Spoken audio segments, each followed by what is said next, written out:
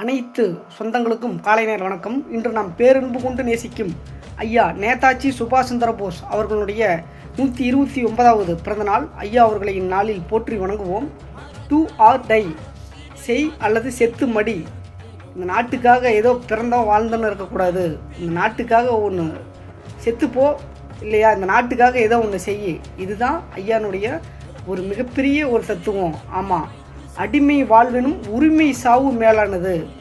அடிமையாக 500 வருஷம் வாழ்கிறத விட சுதந்திரமாக ஒரு நாள் நாட்டுக்காக போராடி செத்துப்போன்னு சொன்னவர்.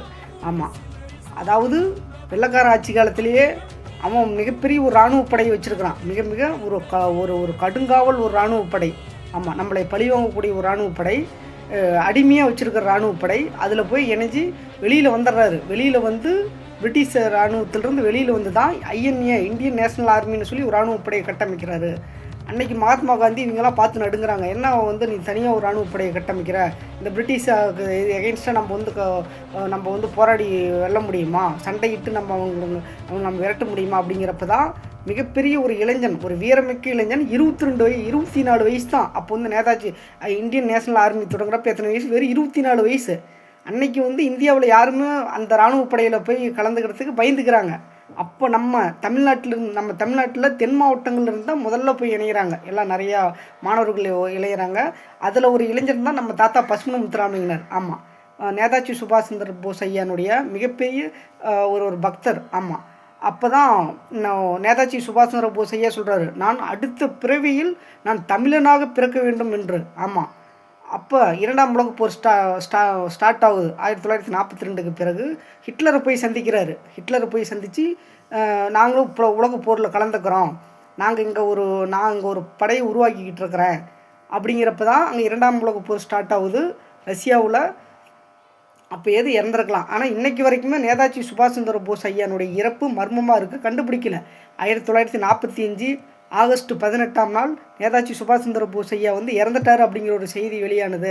ரஷ்யாவிலிருந்து, ஜெர்மனியிலிருந்து வெளியானது, ரஷ்யாவிலிருந்து வெளியானதுன்னு சொல்லி ஒரு 3 விதமாக சொல்கிறாங்க. ஆனால் அது இன்றைக்கு வரைக்குமே ப்ரூவ் பண்ண முடியல. ஆனால் 2ஆம் உலகப் போரில் இந்தியாவிலிருந்து கலந்து கொண்ட ஒரு வீரமிக்க இளைஞன் யார் அப்படின்னா, ஒரு படித்த இளைஞன் யார் அப்படின்னா, நமது ஐயா நேதாஜி சுபாஷ் சந்திர போஸ் அவர்கள் தான். அதாவது அடிமை வாழ்வினும் உரிமை சாவு மேலானது. சரணடைந்து வாழ்வதை விட சண்டையிட்டு சாவது மேலானது. ஆமாம், அகிம்சை வழியில் நான் சுதந்திரம் வாங்கித்தரேன். உண்ணாவிரத போராட்டம். மகாத்மா காந்தியே அப்பப்போ உண்ணாவிரதம்னு இருப்பார். அது அவருக்கு பிடிக்கல. இது என்ன அகிம்சைன்னு சொல்லி உண்ணாவிரதம்னு சொல்லிக்கிட்டு இருக்கிறாரு. இது இப்படி நம்ம வந்து சுதந்திரத்தை பெற முடியாது அப்படின்னு சொல்லி ஒரு படித்த இளைஞன். ஏன்னா உலக புரட்சியை படித்தவர், முக்கியமாக நம்ம தமிழின வரலாற்றும் தெளிவாக படித்தவர். ஆமாம், நேதாஜி சுபாஷ் எல்லாம் சொல்லியிருப்பாரா, நான் அடுத்த பிறவியில் நான் தமிழனாக பிறக்க வேண்டும் என்று. அந்த காலத்திலேயே இங்கிலாந்துக்கு போய் கேம்பிரிட்ஜ் பல்கலைக்கழகத்தில் தன்னுடைய படிப்பு முடித்தவர், வெளிநாடு போய் சென்று படித்து வந்தவர். அதுக்கப்புறம் இந்தியாவில் நம்ம காங்கிரஸ் கட்சியில் அப்போ இணைகிறாரு. காங்கிரஸ் கட்சியில் ஒரு 5 ஆண்டுகள் இணைஞ்சோன்னையுமே உடனே வெளியில் வந்துடுறாரு. இது நமக்கான, இந்த இந்தியாவுக்கான கட்சி கிடையாது. இந்த காங்கிரஸ் கட்சி வந்து பிரிட்டிஷ்க்கு உண்டான கட்சி தான்.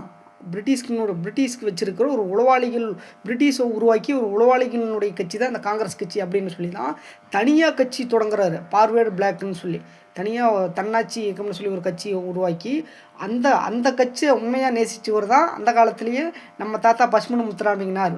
காந்தி அந்த காலத்தில் மகாத்மா என்று போற்றப்படும் அந்த காலத்திலே காந்தியை எதிர்த்து பார்வேர்டு பிளாக்னு தனியாக கட்சி தொடங்கியவர் நம்ம தாத்தா பசுமன் முத்துராமலிங்கனார்.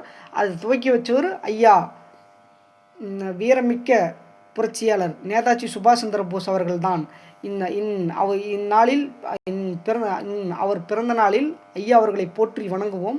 ஒவ்வொரு இளைஞர்களும் தேச நலன் கருதி நேதாஜி சுபாஷ் சந்திர போஸ் ஐயா அவர்களை போன்று 44 ஆண்டுகள் இந்த நாட்டுக்காக வாழ்ந்தாலும் சரி, இந்த நாட்டுக்காக அர்ப்பணிப்போடு நேர்மையாக தேச நலன் கருதி அக்கறையோடு வாழ்வோம் என்று சொல்கிறேன். நன்றி, வணக்கம்.